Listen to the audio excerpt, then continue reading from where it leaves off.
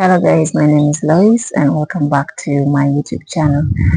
For those of you who have just joined us and those who may come across this video, uh, we are all about urban farming, but every now and then we venture into other things, so that makes us a family of all. So if you love this kind of content, please don't hesitate to subscribe and hit on that notification bell so that you don't miss out on any of the videos that I post in here. And of course, if you like the video, leave me a like. And should you want to interact, please go on the comment section and I'll be very happy to interact with you all. Yes, so today we are going to look at how one can start his or her own urban garden. One of you asked me to make a video on it, and today here we are.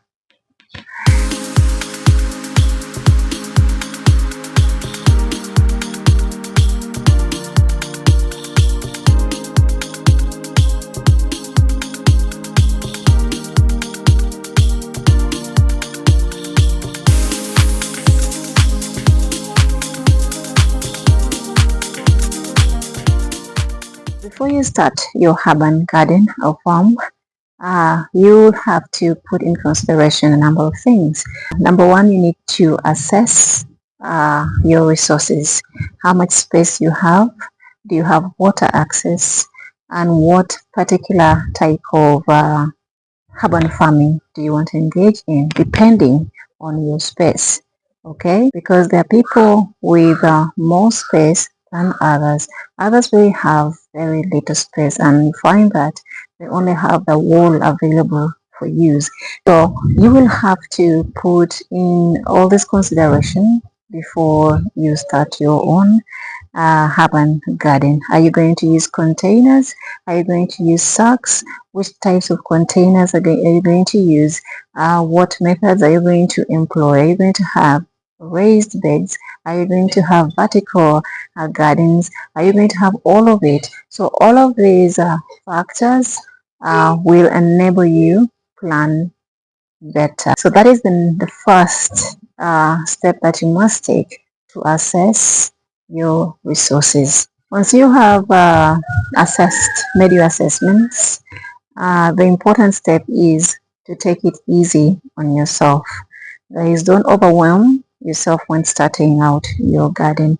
Sometimes you might have all these the motivation, the morale, etc. to start, but you have to be fair on yourself by taking it easy.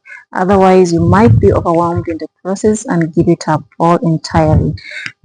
This is something that requires work, and when you start thinking big already, there are higher chances that you are going to be discouraged at some point. So take it easy on yourself and start slow. When you've decided that I am going to use sacks, I'm going to use containers, I am going to do vertical gardening, I am going to do raised beds, or all of this combination, then you have to plan and take it slow from there. Otherwise, there are people who procrastinate a lot. You think big and then you're thinking about having to do this, having to do that, and then you might postpone it forever.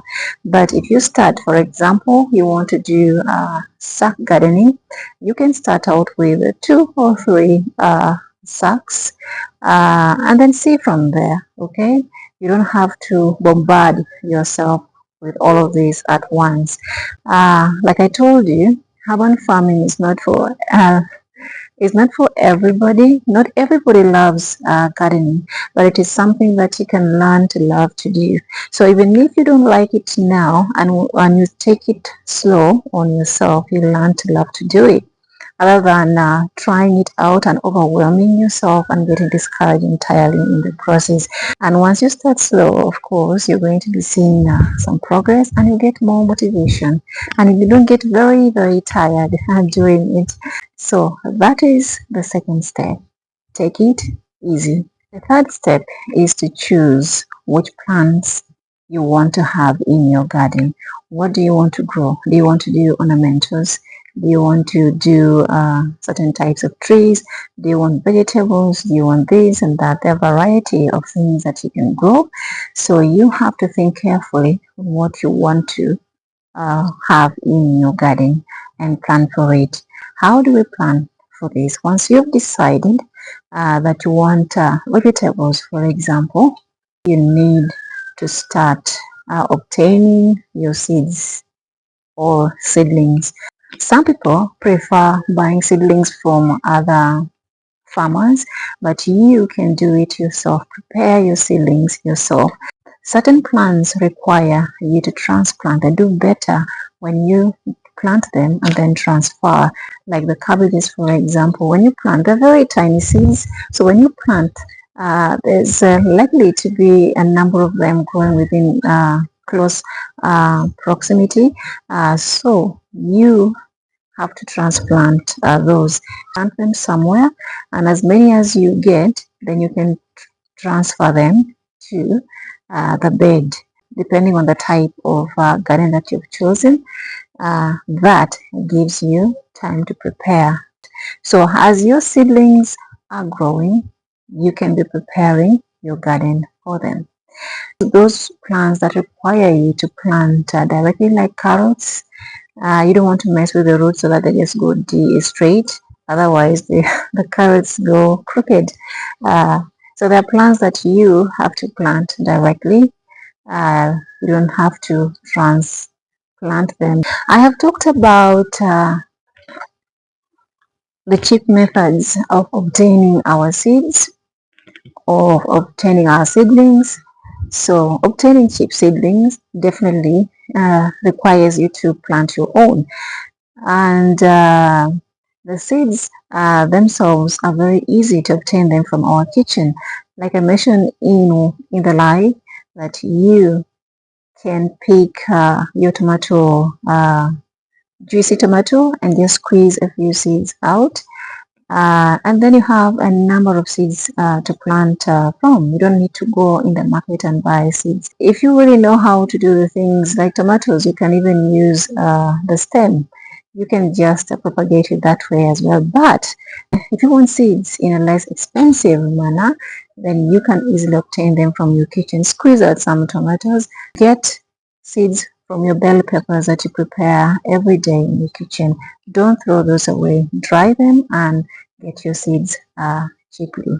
We have all these materials available in our kitchens, so let's utilize them. Because in this channel, we focus on the cheap available means to obtain these things. Those of you who would choose containers, that also depends on what you want. But there are a variety of options. You can use the available materials at your disposal, like the jerry cans, like the paint containers that I have, or you can go for the other much expensive planters.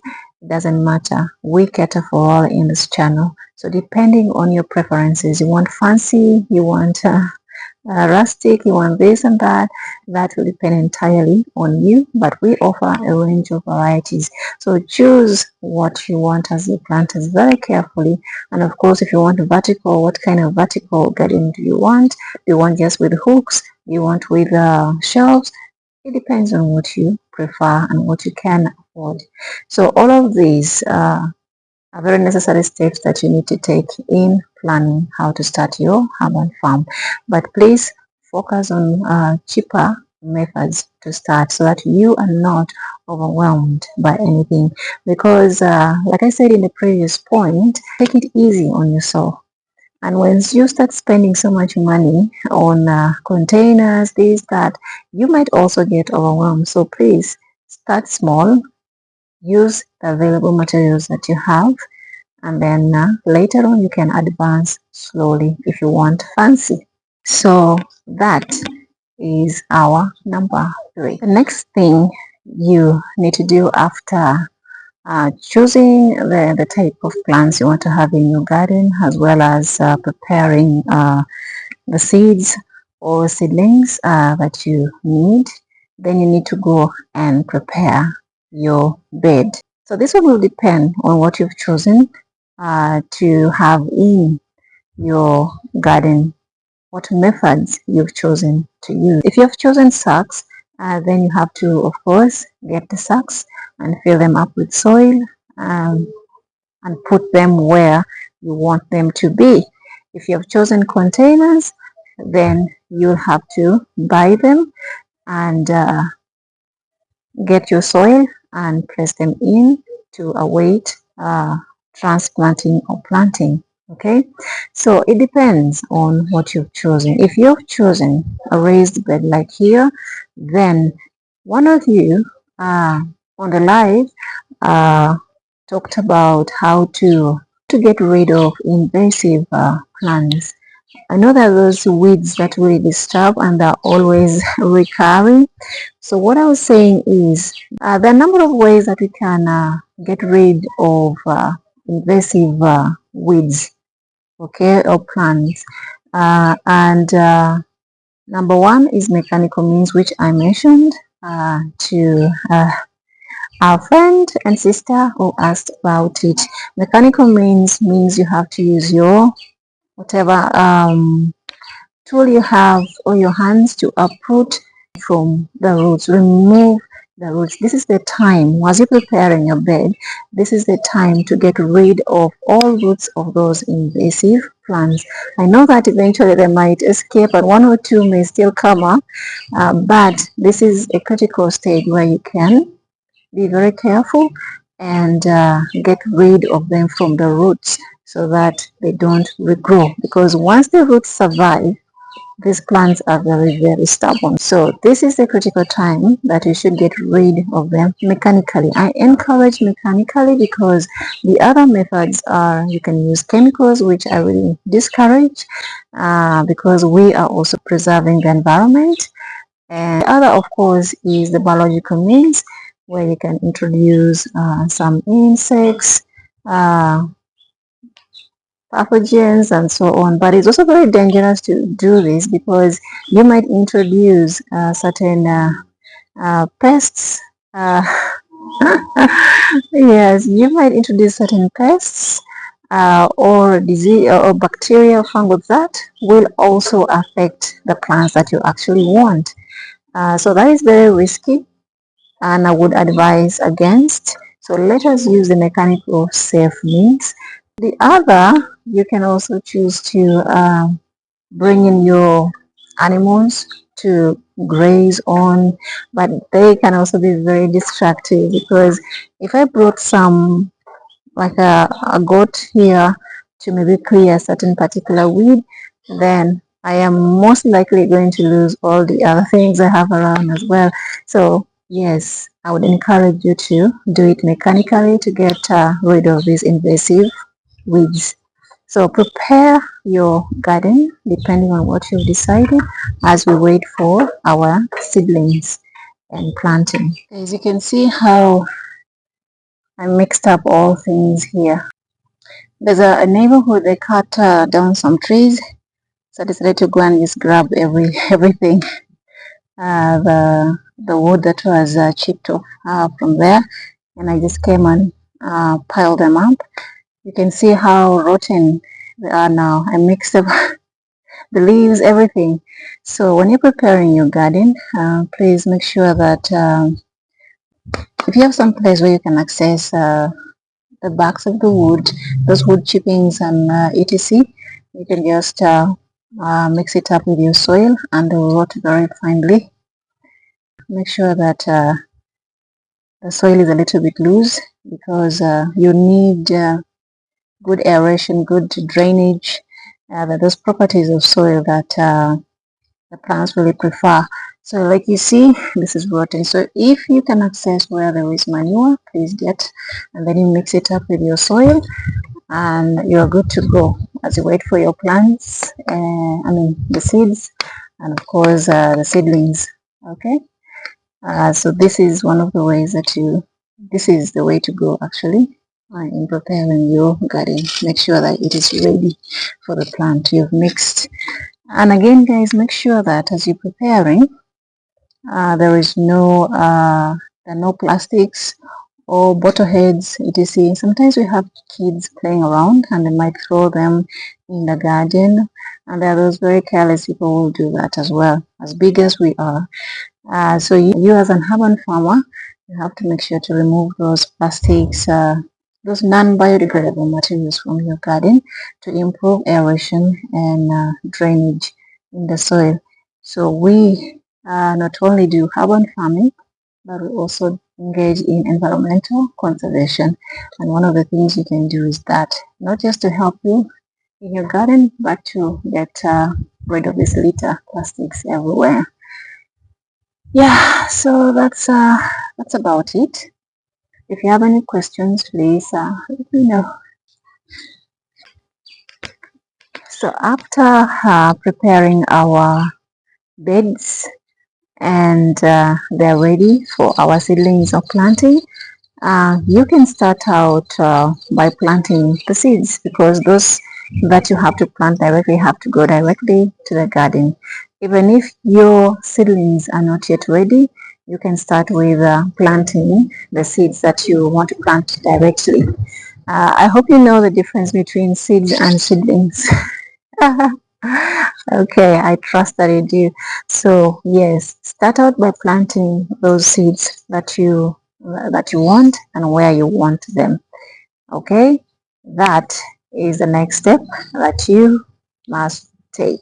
As you plan for your gardens, please make sure that you're planning at least to have 3 or 2 plants in one garden, unless it is a very tiny container. Of course, even in containers you can have one and then the other variant in another container. You can have a variety of plants growing in a particular set of area.